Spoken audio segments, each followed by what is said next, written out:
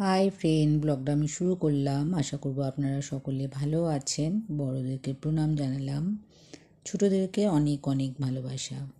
আজকে আমি পড়ব বঙ্কিমচন্দ্র চট্টোপাধ্যায়ের কপালকুণ্ডলা। আমি আগে যতটা পড়েছি তার পরের থেকে আমি পড়ছি, তো আপনারা সাথে থাকুন।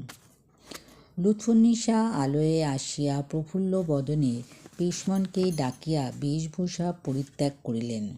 সুবর্ণ মুক্ত দীর্ঘচিত বসন পরিত্যাগ করিয়া পেশমনকে কহিলেন যে, এই পোশাকটি তুমি লও। শুনিয়া পেশমন কিছু বিস্ময়াপন্ন হইল। পোশাকটি বহু মূল্য সম্পত্তি মাত্র প্রস্তুত হইয়াছিল। কহিল, পোশাক আমায় কেন? আজিকার কি সংবাদ? লুৎফুন্নিসা কহিলেন, শুভ সংবাদ বটে পেশমন, তা বুঝিতে পারিতেছি। মেহেরুন্নিসার ভয়ে কি ঘুচিয়াছে? লুৎফুন্নিসা ঘুচিয়াছে এক্ষণে সে বিষয়ে কোনো চিন্তা নেই। পেশমন অত্যন্ত আহ্লাদ প্রকাশ করিয়া কহিলেন, তবে এখনে বেগমের দাসী হইলাম। লুৎফুন্নিসা, যদি তুমি বেগমের দাসী হইতে চাও তবে আমি মেহেরুন্নিসাকে বলিয়া দেব। পেশমন, সে কি? আপনি কইতেছেন যে মেহেরুন্নিসার বাদশাহের বেগম হইবার কোনো সম্ভাবনা নাই? লুৎফুন্নিসা, আমি এখন কথা বলি নাই, আমি বলিয়াছি সে বিষয়ে আমার কোনো চিন্তা নেই। পেশমন, চিন্তা নাই কেন? আপনি আগ্রার একমাত্র অধীশ্বরী না হইলে সেই সকল বৃথা হইল। লুৎফুন্নিসা, আগ্রার সহিত সম্পর্ক রাখিব না। পেশমন, সে কি? আমি যে কিছুই বুঝিতে পারিতেছি না। আজিকার শুভ সংবাদ তবে কি বুঝাইতেছে বলুন। লুৎফুন্নিসা, শুভ সংবাদ এই যে আমি এই জীবনের মতো আগ্রা ত্যাগ করিয়া চলিলাম।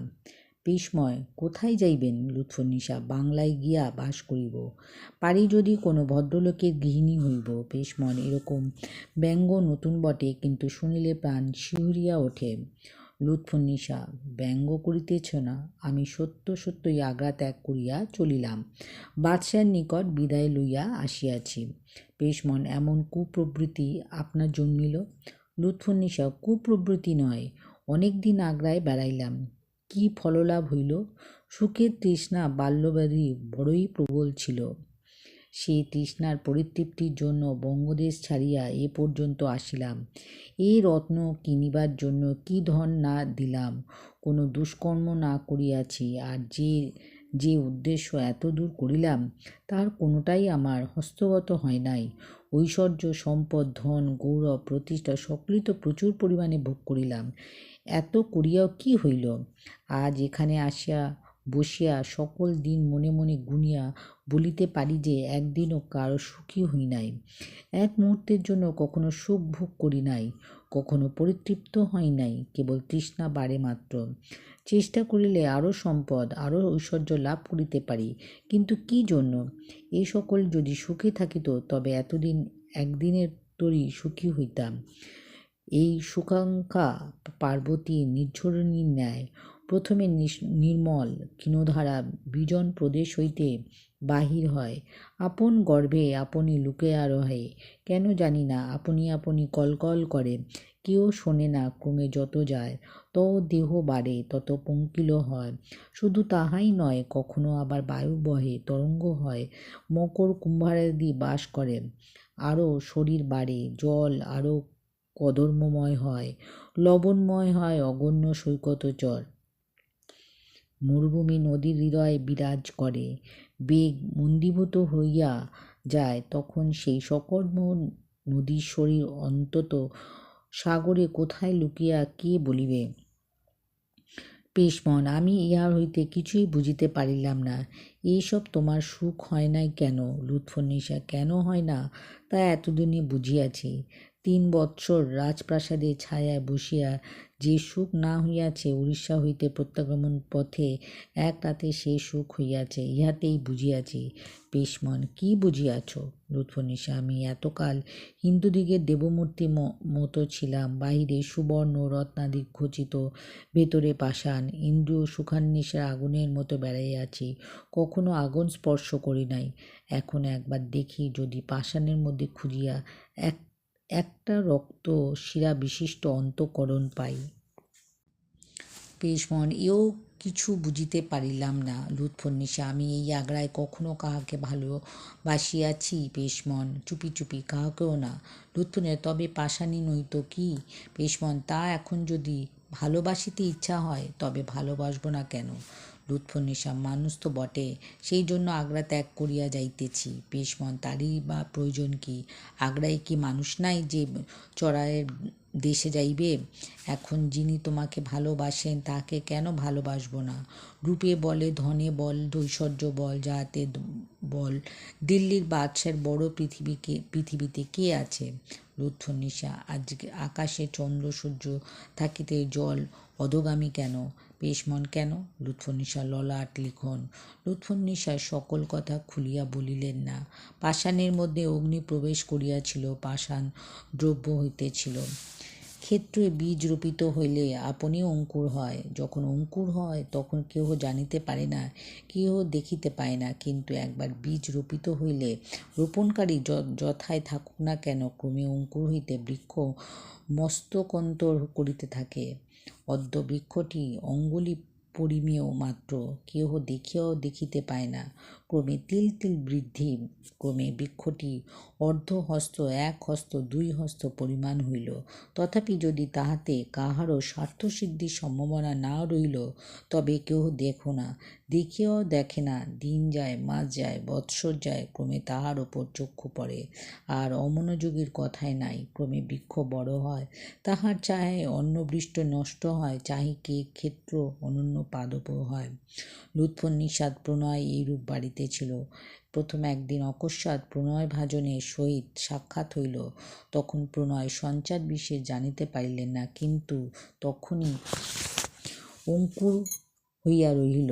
তারপর আর সাক্ষাৎ হইল না, কিন্তু অসাক্ষাতে পুনঃ পুনঃ সেই মুখমণ্ডল মনে পড়িতে লাগিল। স্মৃতিপটে সেই মুখমণ্ডল চিত্রিত করা কতক কতক সুখকর বলিয়া বোধ হইতে লাগিল। বীজে অঙ্কুর জন্মিল, মূর্তি প্রতি অনুরাগ জন্মিল। চিত্তের ধর্ম এই যে, মানসিক কর্ম যত অধিকবার করা যায়, সেই কর্মে তত অধিক প্রবৃত্তি হয়, সে কর্ম ক্রমে স্বভাবসিদ্ধ হয়। লুৎফুন্নিসা সেই মূর্তি অহরহ মনে ভাবিতে লাগিলেন। দারুণ দর্শনাভিলাষ জন্মিল। সঙ্গে সঙ্গে তাহার সহজস্পর্শ প্রবাহ দুর্নিবার্য হইয়া উঠিল। দিল্লীর সিংহাসন লালসা তাহার নিকট লঘু হইল। সিংহাসন যেন মন্থরস্বর সম্ভর অগ্নিরাশি বেষ্টিত বোধ হইতে লাগিল। রাজ্য, রাজধানী, রাজসিংহাসন সকল বিসর্জন দিয়া প্রিয়জন সন্দর্শনে ধাবিত হইলেন। সে প্রিয়জন নবকুমার। এই জন্যে লুৎফুন্নিসা মেহেরুন্নিসার নাসিনীর কথা শুনিয়াও অসুখী হন নাই। এই জন্যে আগ্রায় আসিয়া সম্পদ রক্ষায় কোনো যত্ন পাইলেন না। এই জন্য জন্মের মতো বাদশাহের নিকট বিদায় লইলেন। লুৎফুন্নিসা সপ্তগ্রামে আসিলেন। রাজপথে অনতিদূরে নগরীর মধ্যে এক অট্টালিকার আপন বাসস্থান করিলেন। রাজপথে পথিকে দেখিলেন, অকস্মাৎ এই অট্টালিকার সুবর্ণখচিত বসনভূষিত দাসদাসীতে পরিপূর্ণ হইয়াছে।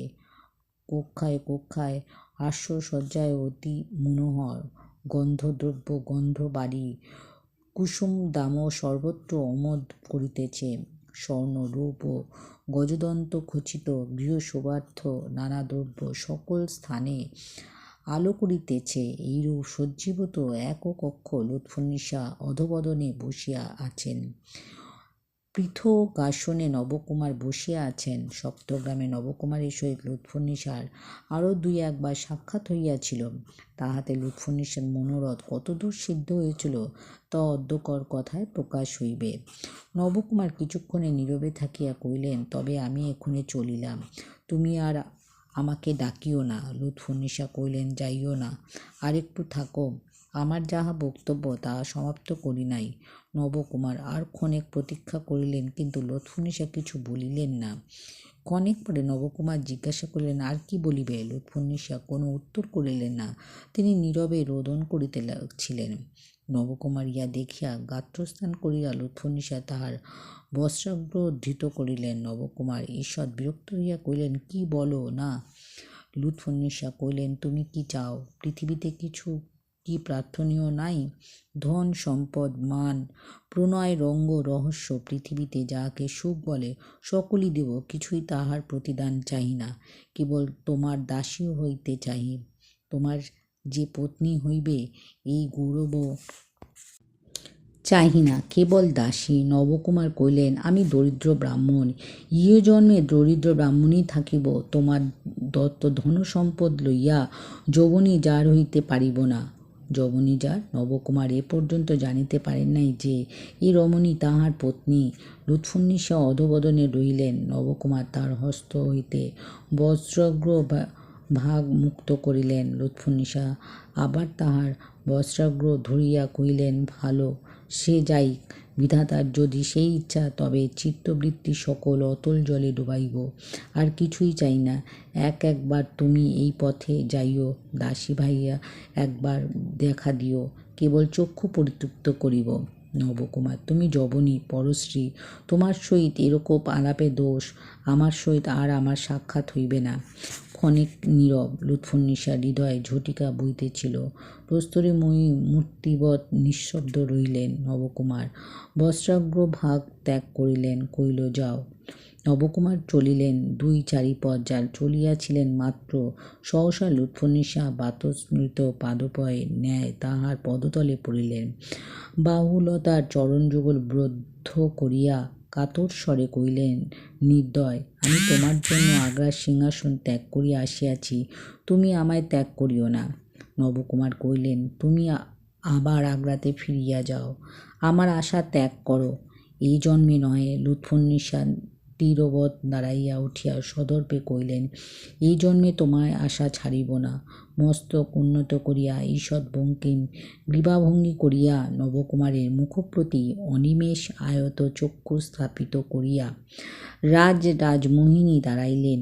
যে অনবরণীয় গর্ব হৃদয়গ্লানিতে গালিয়া গিয়াছিল, আবার তাহার জ্যোতি স্ফুলিত যে অজেয় মানসিক শক্তি ভারত রাজ্য শাসনে কল্পনীয় ভীত হয় নাই, সেই শক্তি আবার প্রণয় দুর্বল দেহে সঞ্চারিত হইল।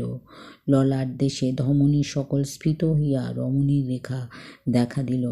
জ্যোতিষ্ময় চক্ষু রবিকর মুখরিত সমুদ্র বাড়িবৎ ঝলসিতে লাগিল।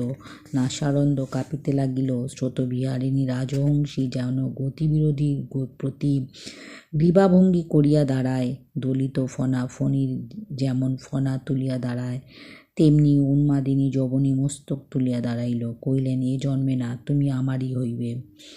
সেই কুপিত ফণিমূর্তি প্রতি নিরীক্ষণ করিতে করিতে নবকুমার ভীত হইলেন। লুৎফুন্নিসার অনির্বাচনীয় দেহমহিমা এখনও যেরূপ দেখিতে পাইলেন, সেইরূপ আর কখনো দেখেন নাই। কিন্তু সে শ্রী বজ্রসূচক বিদ্যুতের ন্যায় মনোমোহিনী দেখা দিয়া ভয় হইল। নবকুমার চলিয়া যান, তখন সহসা তাহার এক তেজোময়ী মূর্তি মনে পড়িল। একদিন নবকুমার তাহার প্রধান পত্নী পদ্মাবতীর প্রতি বিরক্ত হইয়া তাহাকে শয়নাগারে হইতে বহিষ্কৃত করিতে উদ্যত হইয়াছিলেন। 12 বর্ষীয় বালিকা তখন সদর্পে তাহার দিকে ফিরিয়া দাঁড়াইলেন। এখন তাহার চক্ষু প্রদীপ্ত হইতেছিল, এমনি ললাটে রেখা বিকাশ হইতেছিল। ভিডিওটা ভালো লাগলে লাইক করবেন, শেয়ার করবেন, সাবস্ক্রাইব করবেন, সাথে থাকবেন, পাশে থাকবেন। এতক্ষণ আমার সাথে থাকবার জন্য অনেক অনেক ধন্যবাদ। সবাইকে অনেক অনেক ভালোবাসা।